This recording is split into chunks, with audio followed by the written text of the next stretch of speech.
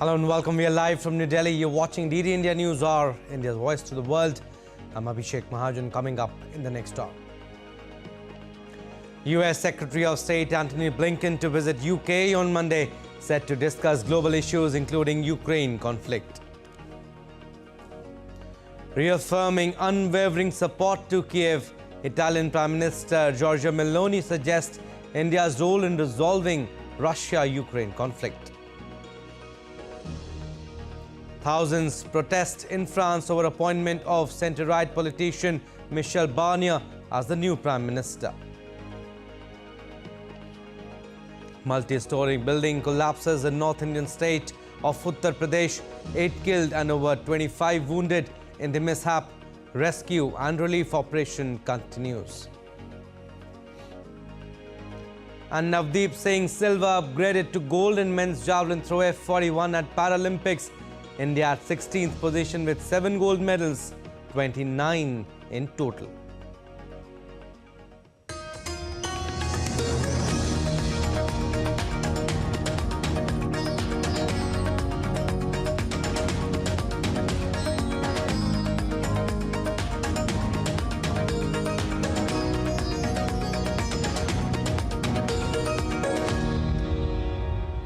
All right, news in detail now. US Secretary of State Antony Blinken plans to travel to the United Kingdom on Monday, a week after Britain suspended some arms export licenses with Israel over equipment that could be used in the conflict in Gaza. In the trip slated to go through Tuesday, Blinken will open the US-UK strategic dialogue. Blinken will also meet with senior government officials to discuss issues including the Indo-Pacific, the AUKUS defense pact between the US, Australia, Britain and the Middle East, and collective efforts to support Ukraine in the conflict against Russia. And Russia claimed that its forces had seized control of one more settlement in Donetsk in the past 24 hours, while Ukraine reported on the same day that the situation in the Pokrovsk front line had been improved, according to their latest updates on the conflict. The Russian Ministry of Defense reported that Russian troops had seized control of the Kalinovo settlement in Donetsk. The Russian aviation units conducted strikes on a Ukrainian military airport, factories producing drone components and tactical missiles, as well as warehouses storing foreign weaponry. The ministry also said the Russian air defense forces intercepted 30 Ukrainian drones. Updates now on Russia-Ukraine conflict. Italian Prime Minister Giorgia Meloni met with Ukrainian President Volodymyr Zelensky on the sidelines of the annual TEHA Business Forum on Saturday. Meloni pledged unwavering support for Ukraine, in which they discussed Kiev's plans to end the conflict with Russia and reconstruction efforts. Meloni said Italy would never backtrack on its support for Ukraine, and the choice of supporting Ukraine will not change. Further, Giorgia Meloni underlined India's key role in resolving tensions between Russia and Ukraine. Meloni's statement comes as Russian President Vladimir Putin named India among the 3 countries he is in touch with over the Ukraine conflict. I believe actor nations like China and India have a role to play and must play a role to resolve the conflict in Ukraine. The only thing that cannot happen, gentlemen, is to think that the conflict can be solved by abandoning Ukraine to its fate, because that will not bring peace, it will bring chaos. It will bring wars closer to home, and it will bring many economic consequences, all the more serious than what it costs today to support Ukraine. The choice of supporting Ukraine has been first and foremost a choice of national interest, and it's a choice that won't change. Now, US President Joe Biden attended a church service in Delaware Saturday as US efforts continue to end the conflict in Gaza. The head of the Central Intelligence Agency, William Burns, said a more detailed ceasefire proposal would be made in the next several days.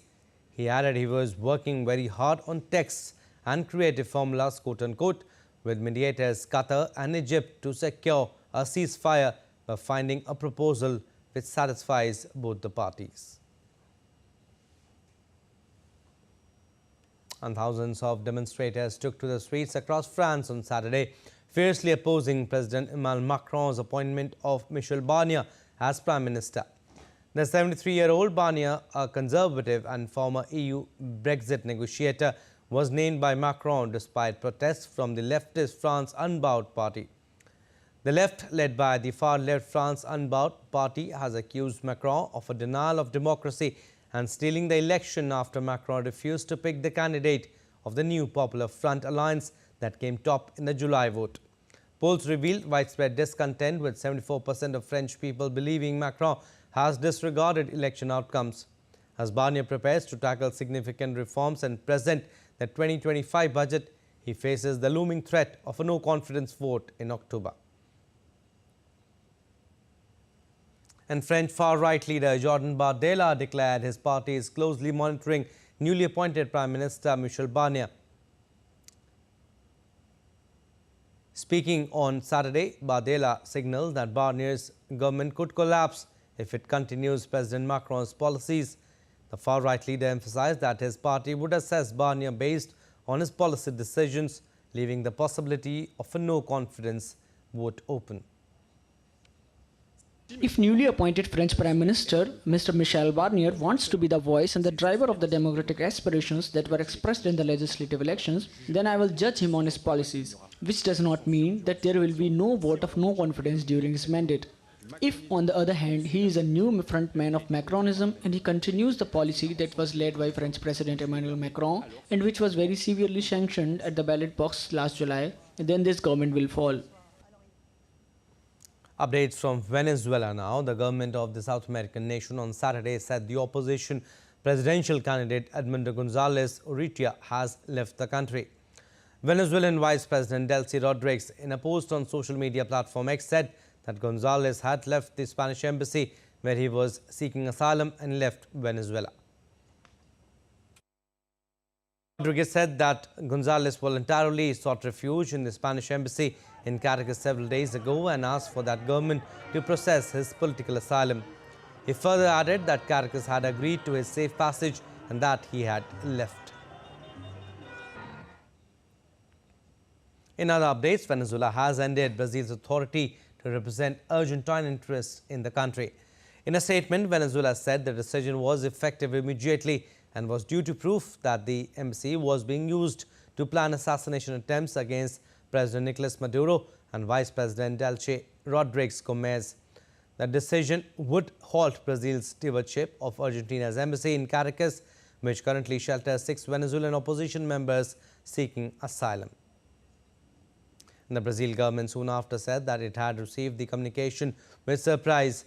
In a statement, Brazil insisted that it would remain in custody and defense of Argentine interests until Argentina indicates another state acceptable to Venezuela to do so. It also underscored that international law prevents local law enforcement from entering diplomatic facilities without permission. Meanwhile, Venezuelan security forces have surrounded the Argentine embassy in the capital Caracas, which is sheltering 6 Venezuelan political figures opposed to President Nicolas Maduro.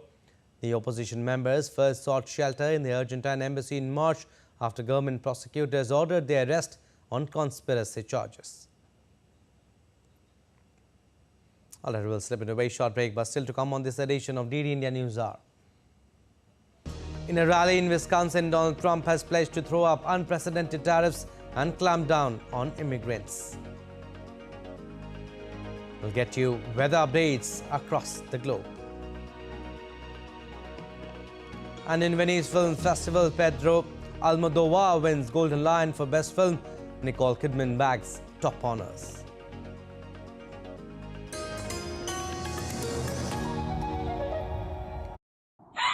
स्वागत आहे to magnetic Maharashtra.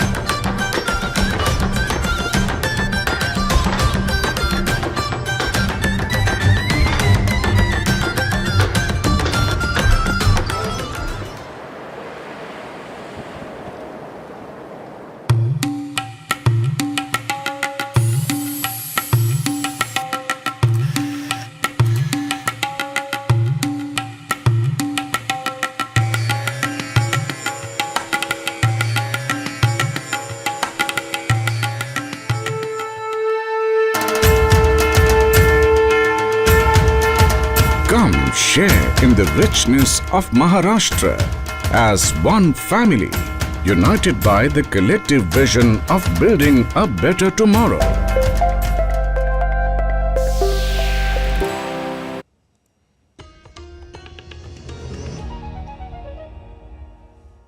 Welcome back. You're watching DD India News Hour. I'm Abhishek Mahajan. Former U.S. President and Republican presidential candidate Donald Trump pledged in Wisconsin on Saturday to throw up unprecedented tariffs and clamp down on immigrants. Speaking at a regional airport in Mussini, a town of about 4,500 people, the Republican presidential candidate warned that even allies like the European Union would face new trade restrictions if he wins the November 5 election against Democratic nominee Kamala Harris.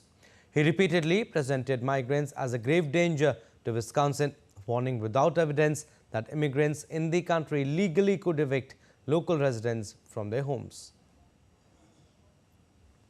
We're run by stupid people. Stupid people. And we found that out at the debate with Joe. How did that work out? And we're going to find it out again on Tuesday night. While the Trump campaign has identified Hispanics and black men as areas of growth for the Republican Party, much of Trump's campaigning in recent weeks has been in small Rust Belt cities and towns that have few of either demographic.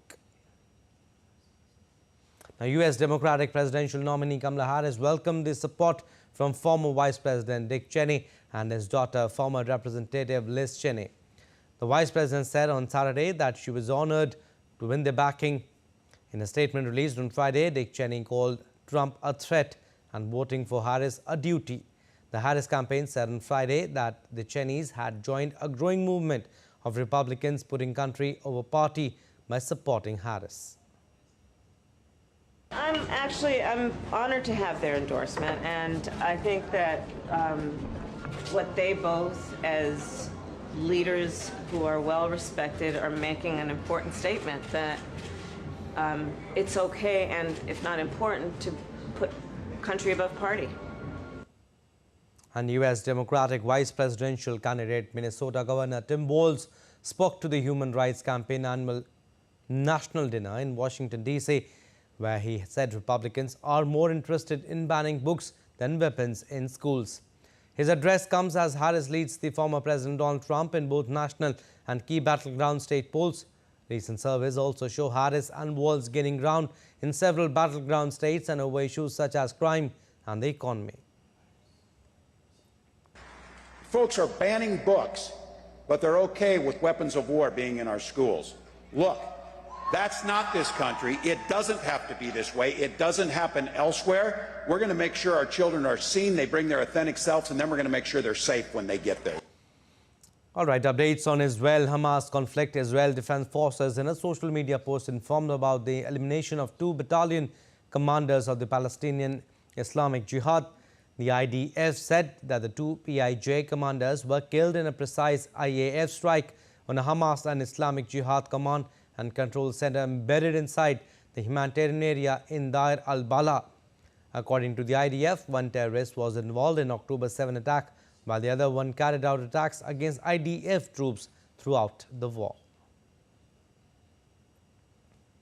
And Greek Prime Minister Mitsotakis promised to increase pensions, cut taxes and social security contributions and increase the minimum wage in 2025 as thousands rallied to protest a high cost of living. In his annual economic policy speech, he said Greece will create more jobs, increase pensions by up to 2.5% in 2025 and will raise the monthly minimum wage from €830 to €950 gradually by 2027.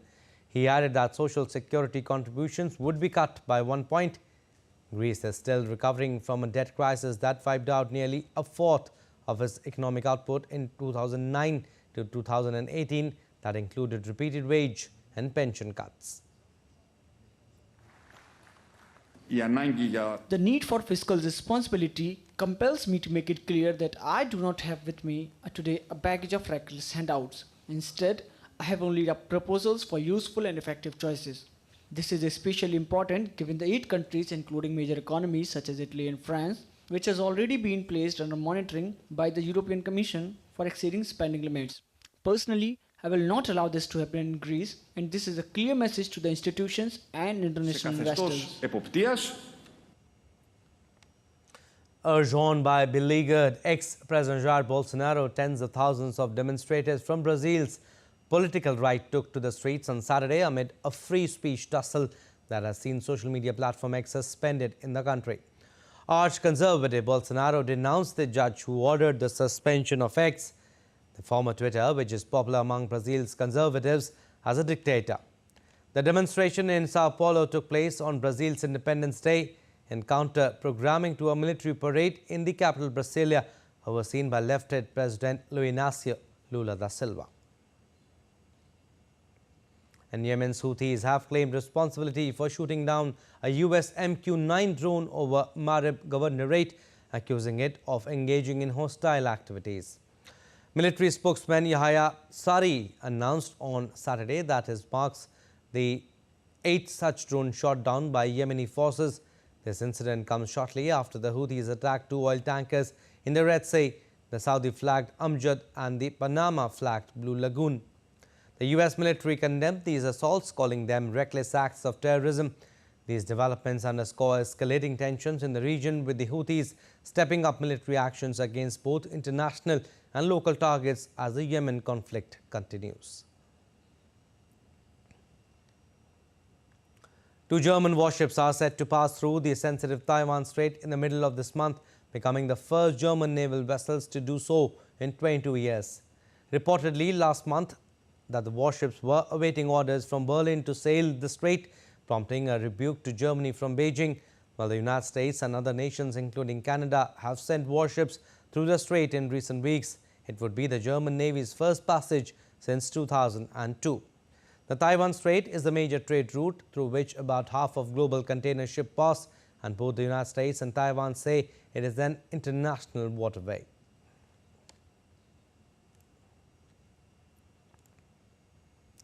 Now, North Korean leader Kim Jong-un toured a naval-based construction site on with officials near coastline Sunday. During the tour, Kim emphasized the importance of strengthening naval power.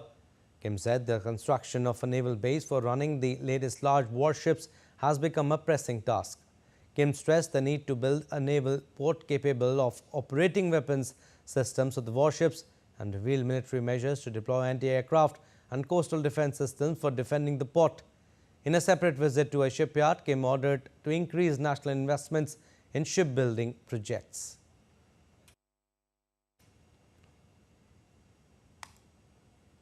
Some more stories. Kentucky police were searching rugged terrain near a national forest for a suspect after at least 7 people were wounded by gunfire while driving down the rural stretch of an interstate highway. The chaos began just before 6 p.m. local time when gunfire erupted from a wooded area, striking multiple vehicles on the interstate about 9 miles from London. The local authorities confirmed that numerous persons have been shot, prompting a shutdown of I-75. Kentucky Governor Andy Beshear addressed the situation, asking the public to pray for those affected and promising more details as they emerge. Tensions remain high as law enforcement works to bring the dangerous situation under control. London Mayor Randall Weddle urged residents to avoid the area while the suspect remains at large. We'd like to say at this time that all of our first responders are safe. The subject or subjects have not been apprehended, but they are searching for them. But I'm confident they will apprehend them. We are asking everybody in the city of Limits to be vigilant and know what your surroundings. If you're home, keep your doors locked. I'm not asking anybody to panic. There is no immediate danger here in the city. But again, while these guys or this person is on the loose, we are asking everybody to be safe. If you're out and about, just be vigilant. A total of 21 boys were confirmed dead on Saturday after a blaze tore through a school dormitory in central Kenya. And after night fell, another fire broke out at a girls' school also in the center of the country, with conflicting reports about injuries. Early on Saturday, the nation's top prosecutor said he had instructed police to look into whether the deadly inferno at the hillside and the Rasha Academy in Nyeri County had been caused by negligence or recklessness. The flames engulfed a boys' dormitory at school around midnight on Thursday, as more than 150 people aged between 9 and 13 were sleeping. Homicide teams and forensic experts stepped up their investigations at the school on Saturday, with DNA tests to be conducted to identify the victims. And Typhoon Yagi weakened on Sunday after killing at least 3 people in Vietnam's capital Hanoi. The havoc caused floodings in many neighborhoods, downing thousands of trees and damaging houses. Authorities warned of continued heavy rains, flash floods and landslides in northern Vietnam, where the storm, downgraded from a super typhoon, has killed at least 7 and injured dozens since making landfall on Saturday afternoon. And Yagi is the 11th typhoon of this year, has developed into a Force 17 super typhoon. Yagi was Asia's most powerful storm this year. Super typhoon Yagi hit island districts of North Vietnam around 6 GMT, generating winds up to 160 kilometers per hour near its center. And the Lourdes Sanctuary, a major Catholic pilgrimage site in southwestern France, was partially flooded on Friday night, forcing authorities to close its famous grotto. The flooding came as heavy rainfall swept through the Hauts department, causing rivers to overflow and prompting flood warnings across the region. The rising waters affected parts of the sanctuary, though much of the site remains accessible to the visitors. Local authorities are closely monitoring the situation as further heavy rain is expected. Emergency services have been mobilized to respond to potential risk in other areas affected by the floods.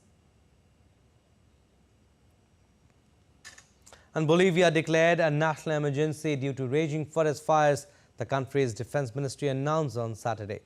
Bolivia has seen the largest number of wildfires since 2010, with at least 3 million hectares have burned this year. Bolivia's firefighting forces are stretched thin and the government has called for international aid. South America is in throes of its peak fire season that spans August and September after an unusually early fire season started devastating the country in July following a drought. Brazil has also seen major blazes in cities, and the Amazon rainforest is off to the worst start in 2 decades after a record drought. And hundreds of firefighters backed by planes and helicopters battle a massive forest fire in the Harz Mountains of central Germany for the second day. The blaze began in the Harz Mountains on 6 September, prompting the evacuation of about 500 hikers and other tourists from the area. The Harz Mountains, a popular destination for nature enthusiasts, are now engulfed in flames, with dense forests contributing to the rapid spread of the blaze. Firefighting teams from across the region have been mobilized to contain the fire, using both ground efforts and aerial support to battle the flames. About 150 firefighters backed by planes and helicopters had sought to quell the fire, but some emergency workers were forced to retreat as the blaze spread rapidly.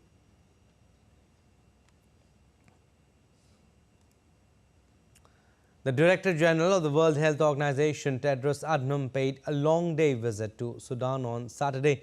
The visit was aimed at assessing the health and humanitarian situation in Sudan and the effects of ongoing war on the health system in the country. During his visit, the WHO chief held talks with a number of Sudanese officials on health and humanitarian issues, in addition to visiting some hospitals and shelters for the displaced in Port Sudan.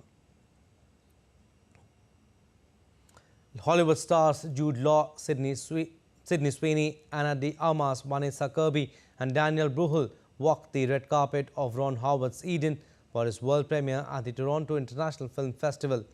The star-studded event drew significant attention as fans gathered to catch a glimpse of the A-list cast and director. The film, set in a dystopian future, explores themes of survival, human resilience.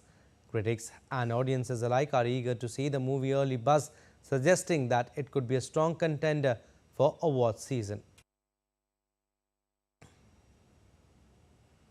The 81st Venice Film Festival, one of the most prestigious film events in the world, concluded on September 7 in the grand award ceremony celebrating the best of global cinema.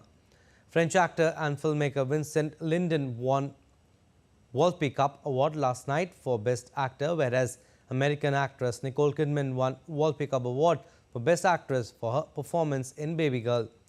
Drama comedy movie The Room Next Door won Golden Lion for Best Film whereas Italian drama movie Vermiglia bagged Silver Lion Grand Jury Prize. The Brutalist won Silver Lion Award for Best Director. Now let's take a look at other stories making news around the world. Annual art exhibition opens in Johannesburg. Africa's leading artist Gresham Tapiwa wins FNB Art Prize. This year's edition features a wide array of artistic expressions from painting and sculpture to photography, highlighting the diversity and vibrancy of the African art landscape. The Johannesburg Art Exhibition itself serves as a vital platform for artists from across Africa, offering them opportunity to showcase their work to an international audience. Citizens of Syria volunteers to defend cultural relics in Marat al-Numan in northwest Syria amid conflict. Museum's archaeological experts spread awareness to young citizens to protect world-famous mosaic paintings of the monument. The government has now begun the restoration and rehabilitation of the museum and has reinstalled the mosaic murals they safeguarded. And Cuban faithfuls braved rainfall to take part in a procession honoring the Virgin of Regla. The port of Regla is named after the Spanish port city of the same name. Devotees prayed for prosperity, health, and for the well-being of their migrant relatives abroad. Cuban religious syncretism played a fundamental role in coexistence and fusion of beliefs. Jialong submersible completed its 14th dive of the 2024 Western Pacific expedition, marking the successful conclusion of the international dive work on this voyage. According to the scientific expedition team, the seamounts in the Western Pacific have high biodiversity with significant differences in the distribution of species and composition of organisms on different sides of seamounts and in different water depths. Now, SpaceX CEO of SpaceX, Elon Musk, said that company will launch its first uncrewed starships to Mars in 2 years when the next Earth-Mars transfer window opens. In a social media post, Musk said that these starships will be uncrewed to test the reliability of landing intact on Mars. He added, if those landings go well, his space company will launch its first crewed flights to Mars in 4 years. In April, Musk, who founded SpaceX in 2002, said the first uncrewed starship to land on Mars would be within 5 years, with the first people landing on Mars within 7 years. In June, a Starship rocket survived a fiery hypersonic return from space and achieved a breakthrough landing demonstration in the Indian Ocean, completing a full test mission around the globe on the rocket's 4th try. Time now for another short break, but still to come on this edition of DD India News Hour. India's External Affairs Minister Dr. Jaishankar arrives in Riyadh to take part in the first India-Gulf Cooperation Council Foreign Ministers meeting. Preparations underway for Jammu and Kashmir Assembly polls. And India begins Ganesh Chaturthi celebrations with full fervour.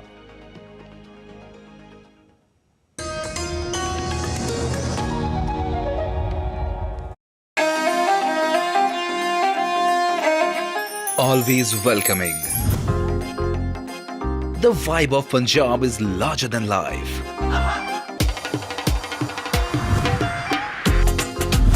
Warm up to grandeur that's beyond compare.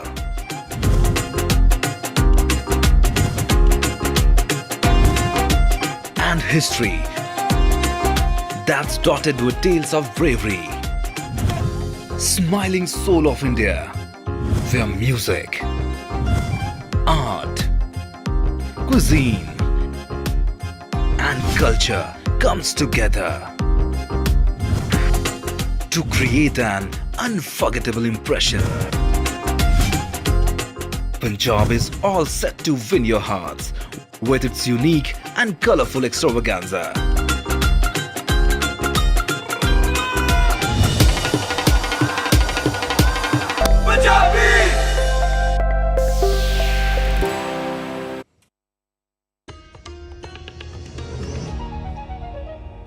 Welcome back. You're watching DD India News Hour. I'm Abhishek Mahajan. Recap of what we have done so far. US Secretary of State Antony Blinken to visit UK on Monday, set to discuss global issues including Ukraine conflict. Reaffirming unwavering support to Kiev, Italian Prime Minister Giorgia Meloni suggests India's role in resolving Russia-Ukraine conflict. Thousands protest in France over appointment of the centre-right politician Michel Barnier as the new Prime Minister. Multi-story building collapses in North Indian state of Uttar Pradesh. 8 killed and over 25 wounded in the mishap. Rescue and relief operation continues. And Navdeep Singh silver upgraded to gold in men's javelin throw F41 at Paralympics. India at 16th position with 7 gold medals, 29 in total. So India's External Affairs Minister Dr. Jaishankar has arrived in Riyadh, the capital and largest city of Saudi Arabia, to take part in the first India-Gulf Cooperation Council Foreign Ministers meeting. On his arrival, the minister met Saudi's Deputy Minister for Protocol Affairs, Abdul Majid Al-Smari. He also welcomed by Ambassador Dr. Suhail Khan. During the visit, he is also expected to hold bilateral meetings with foreign ministers from GCC member countries. India and the GCC enjoy a deep and multifaceted relationship in areas including political trade and investment, energy cooperation, cultural and people-to-people ties. On the second leg of the visit, External Affairs Minister will travel to Germany from 10th to 11th September. This will be his third visit as minister to Berlin. Both India and Germany share a robust strategic partnership, and Germany is one of India's prominent trading partners and among the largest foreign direct investors. The External Affairs Minister will thereafter travel to Switzerland for an official visit from 12th to 13th September. All right, let's go across to Dubai now. DD India's DV Vinod Kumar is joining us live from there. Mr. Vinod, the External Affairs Minister Dr. Jaishankar is in Riyadh for attending the GCC Foreign Ministers meeting. Tell us, how crucial is this visit? Abhishek, good morning from Dubai. This Gulf Cooperation Council holds immense significance for India. Separated only by the Arabian Sea, the Gulf is seen as a major immediate neighborhood. It has emerged as a major trading partner of India, as you mentioned, and it has got vast potential of oil and gas reserves and vast potential as an investment partner. This is evident from the recent investments by many of the GCC countries in India. For example, Saudi Arabia's Aramco is building a huge refinery in our state of Maharashtra in Ratnagiri. And India's major exports to GCC consists more of food and food products and value-added products from India. On the economic front, India has got historical ties with GCC countries and has been strengthened by the oil and gas exports from the GCC to India. The bilateral trade between India and GCC is currently standing at $168 billion as of 2024. And India is also setting up the second phase of strategic oil reserves based on the inputs from these GCC countries. Several GCC countries have also expressed their interest in FDI inflows and other investments like green hydrogen, green electricity, and other sustainable mode of developments in India. And there are also Indian investments are also growing too in GCC countries. And regarding this visit of External Affairs Minister, till now the meetings between India and the GCC was in a triangle format. This triangle format was established by the MOU, which was created in 2022, in which the External Affairs Minister of India, the Secretary General of the GCC, the current presidency of the GCC, and the next presidency of the GCC will be holding a meeting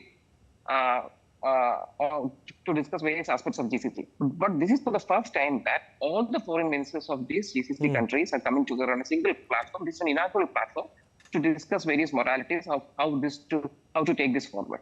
And it must also be mentioned that this GCC countries holds almost 66% of India's total expatriate population.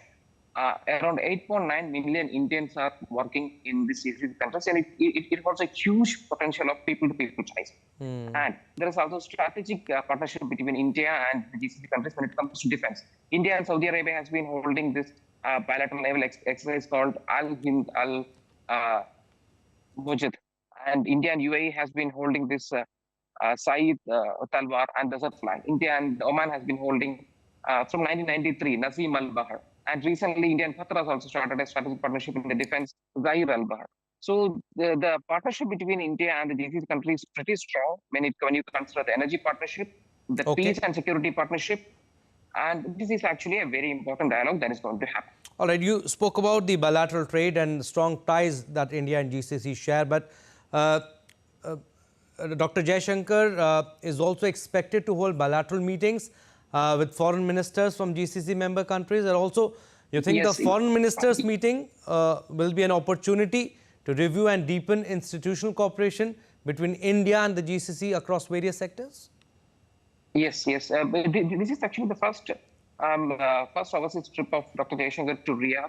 Earlier, he had come to Qatar, Kuwait, and met their respective counterparts in the foreign ministry. And we have got extensive bilateral relationship between Kuwait, Oman, UAE, and India's Prime Minister has visited 3 to 4 times into the UAE in the last 1 year. So seeing all these bilateral high-level visits, we can know the importance of how India gives so much of importance to these GCC countries. And this is very important when we consider the security situation. GCC countries has been bordering with a volatile Middle East, and India is partnering with GCC countries with the UAE, Saudi Arabia, and Israel is not part of GCC for the India-Middle East Economic Corridor. So this has got a major implications in India's trade with Europe. So having a balanced and well-structured relation between these GCC countries is very crucial and is a functional imperative for India's growth story. All right, Mr. We'll leave it at that. Thank you for getting us the inputs from Dubai. Now, the Crown Prince of Abu Dhabi, Sheikh Khalid bin Mohammed bin Zayed Al Nahyan, will pay an official visit to India at the invitation of Prime Minister Narendra Modi on Monday. This would be the first visit of Sheikh Khalid bin Mohammed bin Zayed Al Nahyan to India as the Crown Prince of Abu Dhabi. He will be accompanied by several ministers from the UAE government and a business delegation. The Abu Dhabi Crown Prince will meet Prime Minister Narendra Modi on Monday and hold discussions on a wide range of areas of bilateral cooperation. He will also call on the President of India. The visiting dignitary will also participate in a business forum in Mumbai on Tuesday. India and UAE share historically close and friendly ties. In recent years, the comprehensive strategic partnership between India and UAE has deepened in a wide range of areas, including political, trade, investment, connectivity, energy, technology, education, and culture. The Crown Prince visit will further reinforce strong India-UAE bilateral relations and open avenues for partnership in new and emerging areas. And India has surpassed China in the MSCI Emerging Markets Investable Market Index with a weightage of 22.27% compared to China's 21.58%. This shift reflects India's strong economic performance and increasing foreign investments. Analysts believe that this change could attract up to $4.5 billion worth of new investments into Indian equity markets. In recent times, India has demonstrated a significantly stronger performance in the equity market. Marking a significant milestone, Morgan Stanley announced that India has now surpassed China in the MSCI Emerging Market Investable Market Index, where India's weightage was 22.27% as compared to 21.58% of China. India's strong economic fundamentals and increasing performance at the global indices contribute to its appeal for investors with a long-term perspective. We are growing faster than China now. Again, the IMF and other financial institutions have given India the forecast for the growing as the fastest big economies. Only India is growing fastest among the big economies. India's parameters in all the sectors are doing extremely good, including becoming an attractive destination for the foreign investment. Today, India is a bright spot in the global economy, unlike the Congress time when India was amongst the fragile economies of the world. MSC is a leading provider of critical decision support tools and services for the global investment community. The MSC Emerging Markets Index was launched in January 2001. With 3,355 constituents, the index covers approximately 99% of the free float adjusted market capitalization in each country. After a reshuffle in MSCI indices, analysts estimate that Indian equities could see inflows of about 4 to 4.5 billion US dollars. The domestic investors, both institutional and retail, today are more than the foreign investor. So we have gone up from 17 to 22.5. What this implies is that Indians are really gaining from the growth of India. So as our markets are going up, we Indians are benefiting from this growth, and the biggest beneficiary is the government of India. Morgan Stanley analysts say that India's growing share in global GDP and the global market is a positive long-term trend, provided corporate earnings remain strong. With inputs from Shama Mishra, Bureau Report, DD India. And following India Vishwa Bandhu, a friend to the world policy, India sent humanitarian aid to Zimbabwe. A consignment of 100 metric tons rice departed for the country. This would help meeting food security needs of the Zimbabwean people. India also extended humanitarian assistance for the people of Zambia. A shipment of food grains departed for Zambia. This would help to meet food and nutrition needs of the people in the country.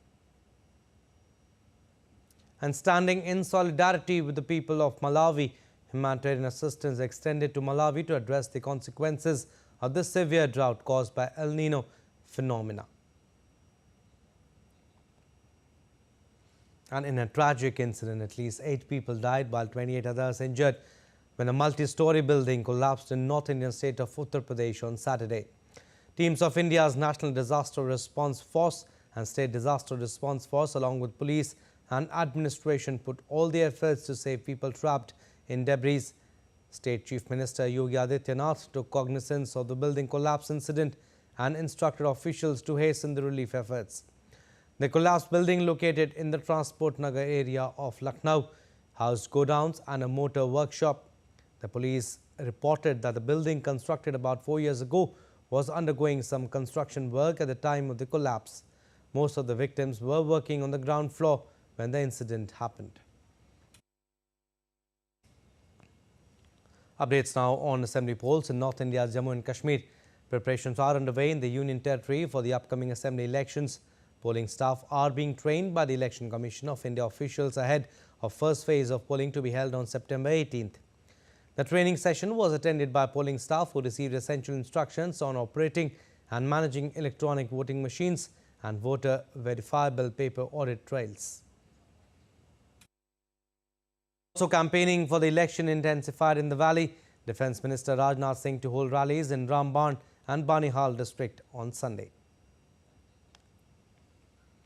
An Indian Met Department predicted extremely heavy rainfall over southern coastal Andhra Pradesh on Sunday. The weather agency also forecast heavy rainfall over Assam, Meghalaya, Nagaland, Manipur, Mizoram, Tripura and Madhya Pradesh during the next 7 days. According to the IMD, Kerala, Maharashtra, Karnataka will also witness heavy rainfall at isolated places during the next 4-5 days. The Met Department estimated light to moderate rainfall over parts of West and Central India, including Delhi NCR, during the week. And today is the second day of Ganesh Chaturthi festival that began on Saturday. The 10-day festival can be witnessed across the country as devotees thronged and offered prayers on the occasion of Ganesh Chaturthi. Various unique themed Lord Ganesha's majestic idols are installed all over the India to connect with his divine energy. A 40-foot tall idol of Lord Ganesh, crafted from 6,000 plates, 1,500 Kamakshi lamps and 350 seashells, was installed in Indian city of Chennai for the festival. While in Chennai's Purasaivakkam, a Ganesh Chaturthi pandal has been designed as a replica of Ayodhya's Ram Mandir, with Lord Ganesh depicted in the form of Ramlala idol. The installation is drawing attention for its unique representation. In another unique presentation, the idol of Lord Ganesh, seated on the replica of LCA Tejas Mark 1A fighter jet, has been designed at a residence in the city of Mumbai. The idol is based on the theme on the development that took place in India this year. An outstanding 15-feet idol of Lord Ganesh made of 25,000 glass bangles is installed in Odisha's Mayurbhanj. Now let's take a look at other stories making news. The search for the man-eater wolves in Uttar Pradesh, Barich, has been intensified, with the entire area being constantly scanned by drones. The administration is on high alert as the number of deaths due to wolf attacks has surged to 8. The Indian Air Force put on a display of power and precision at the open day event as part of exercise Tarang Shakti 24 Phase 2 at Air Force Station Jodhpur. Aircraft from the Indian Air Force and participating friendly foreign countries were showcased in the static display. The all-women air warrior drill team put up a mesmerizing performance, while the Prachand Tejas Su-30 MKI and the Surya Kiran aerobatic team displayed spectacular maneuvers. Renowned sand artists created a beautiful sand art on East India's Puri beach to extend greeting on the occasion of Nuakhai festival. Nuakhai is the harvest festival celebrated in Odisha to thank Mother Earth for a good Kharif season harvest. Updates from Paris Paralympics 2024 now.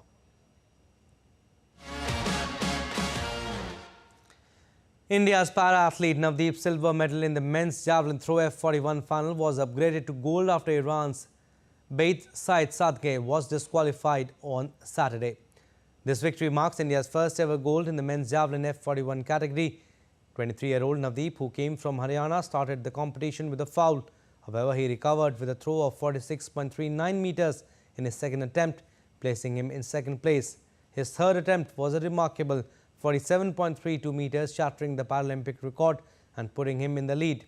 Iran's Sadegh then outdid Navdeep with a throw of 47.64 meters in his fifth attempt and temporarily clinched the gold. India's para-athlete Simran clinched a bronze medal in women's 200-meter T12 final at the Paris 2024 Paralympics on Saturday alongside her guide Abhay Singh. Simran clocked with a personal best time of 24.75 seconds after narrowly missing out on a podium finish in 100-meter dash. The race for the gold was won by Cuba's Omara Duran Elias, who finished with a time of 23.62 seconds, while Venezuela's Paola Alejandra Perez Lopez secured the silver with 24.19 seconds. The T12 classification in the Paralympics is designated for athletes with visual impairments. The Prime Minister Narendra Modi held a telephonic conversation with Paris Paralympics medalist Hokato Hotoze Sema. PM Modi appreciated the efforts of Hokato Hotoze Sema to win a medal in his very first Paralympics at the age of 40 years. जय Hind sir, मैं होकातो बोल रहा हूँ sir.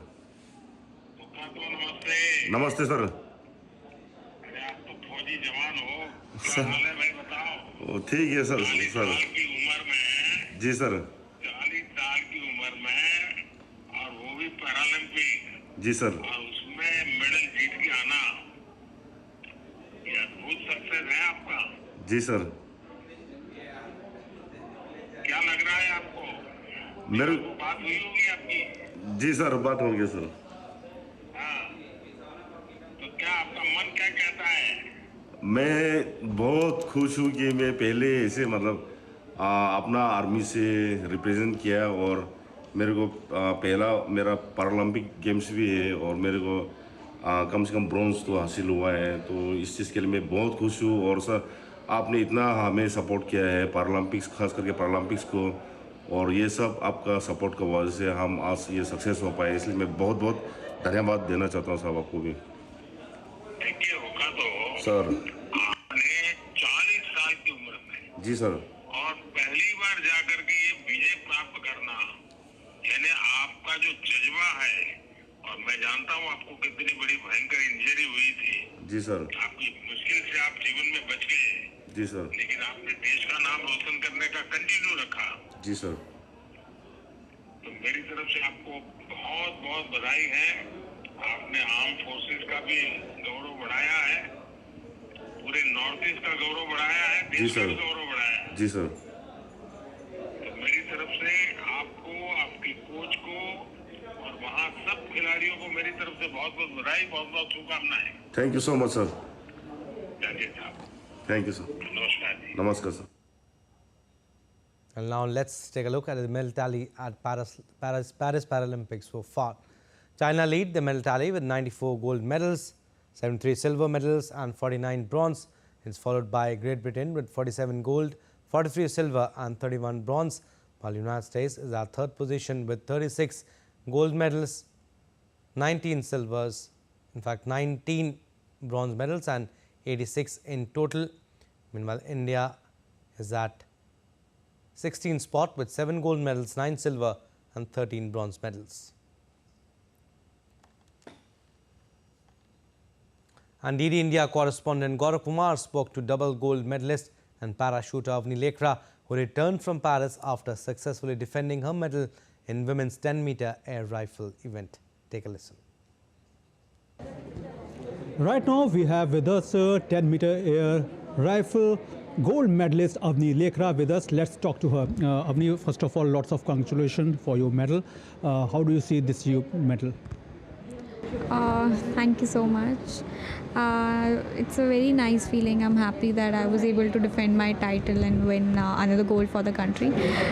It is a feeling, you can't describe in words. And when you go there and you see your flag going high, you see the national anthem playing in the background, it is something that, that is literally once in a lifetime moment. What were the challenges do you face before going to Paris Paralympics? It was a little tougher year for me this time because I had undergone a surgery and then coming back up and then performing and going to the second Paralympics with a lot of expectations from the people around you, from the whole country. It makes it a little challenging, but I think with the help of my team I was able to go out there and give my best. So that is big win. How do you see the Indian contingent they are performing, because it's a record medal we are getting in this Paris Paralympic? This time we have seen the better performances than last time, and it is I think it is the government had played a really huge part in this, and they have been super supportive. There have been schemes like Top Scheme and all of this are helping the athletes to go there and just give their best. If we talk about the manner in which PM Modi speaks to players, whether medal comes or not, but his encouragement is always there for the players. As an athlete, how do you see that effort? I think it is a very motivating step that our Honorable Prime Minister Sir has taken, and I think the athletes feel so motivated and inspired by that they go out and try to give their best, so they can talk to the Prime Minister of our country, and this motivates us to go there and give their best without thinking a lot about the expectations and the outcomes. How much change have come for the para sports in country? I think this has been a huge change, and I've seen a lot of awareness, a lot of visibility and sensibility about para sports and Paralympic athletes in general, and this is motivating too. So we are also looking forward and when we see someone coming up and saying, okay, you're so inspiring, and it also motivates us to go there and give our 100%. So this was Avani Lekhra, who was saying that lots of encouragement is there from the all side, whether you talk about the government side, whether you talk about the supporting staff, or whether you talk about the athletes who are playing over there. With cameraman Shiv Suman, this is Gaurav Kumar reporting from New Delhi, DD India. On Belarusian honor, Sablenka beat American 6th seed Jessica Pegula 7-5, 7-5 in US Open Women's Final on Saturday. While number 2, Sabalenka triumphed 7-5, 7-5 to add the New York title to her back-to-back Australian Open victories. Pegula went down fighting, however recovering from 0-3 and breakpoint down to lead 5-3 in the second set before Sabalenka came through. The 26-year-old from Belarus clubbed 40 winners to become the first woman since Angelique Kerber in 2016 to capture both hard-court majors in the same season. Well, that's all for this edition of DD India News Hour, but do let us know your thoughts on the news of the day. For those on the go, you can get all the latest news and updates from India and across the world on DD India mobile app. The app is available on both Android and iOS. Scan the QR code on the screen to download now. And we'll be back with more news as it breaks here on DD India. I'm Abhishek Mahajan. From all of us here in Delhi, thanks for watching DD India News Hour.